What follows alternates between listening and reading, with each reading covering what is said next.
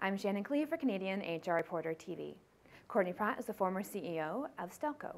He talked about the lessons he learned during Stelco's bankruptcy protection and restructuring at a Strategic Capability Network event in Toronto. What was the most challenging part of the bankruptcy protection and restructuring process for you as a leader? The real unique challenge was having so many stakeholders, all of them with differing objectives, and all trying to, in a sense, take blood out of the stone and improve their position. That plus the fact that we ran out of a deadline. We started to make money, so there wasn't a deadline. So trying to get a group like that to agree on a solution without the dynamics of running out of cash or not having a deadline was very, very challenging. You talked about crisis being a driving force behind change, but you also mentioned the importance of hope. What kind of message of hope did you share? Well, the message of hope was always around, what this company could be, provided we all got together and got through CCAA and made it a better company. So the message of hope was that we would emerge, we'd be a competitive steel company, jobs would be preserved, great jobs, pensions would be preserved, we would continue to be a part of the communities that we were operating in. So it wasn't that nothing was going to change, but it was that we would come out and we would be able to be a real successful player in the businesses that we were involved in. What role did HR play in the restructuring process? HR played a very critical role, apart from the ongoing issues of getting people paid and all the other things that they always do.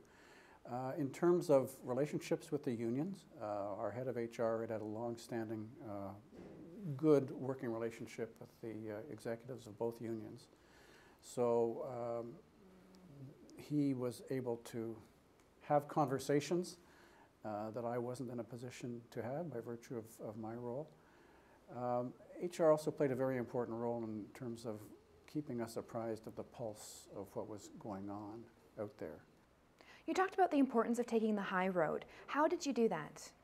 Well, we tried to take the high road in terms of the way we communicated, trying to stay above the rhetoric. I often use the term mud wrestling, not getting into the mud, treating people respectfully, being respectful of the court process, being respectful of all the stakeholders. Doesn't mean we didn't disagree with them. We had lots of disagreement, but I think to me the issue of the high road is how you do it and how you consciously try to understand their position, be respectful of it, but all the time working towards your own objective. Why was it important for you and for the company to take the high road during the process? Well, we'd come into this on the heels of the Air Canada restructuring, which was a very antagonistic, very difficult restructuring. We decided we wanted to try and do it differently, so this wasn't just me, this was our whole team. We thought it would lead to a better outcome. It would hopefully get things done more quickly. That didn't prove to be the case. But also, certainly for me personally, in terms of my own personal style, that's the way I like to operate. So it was great that we decided as a team that this was what was going to be most effective with the stakeholders, with the judge, but certainly best suited my style. Were you satisfied with the outcome overall? I was satisfied that we got through there, we got a deal, the company emerged, pensions were saved.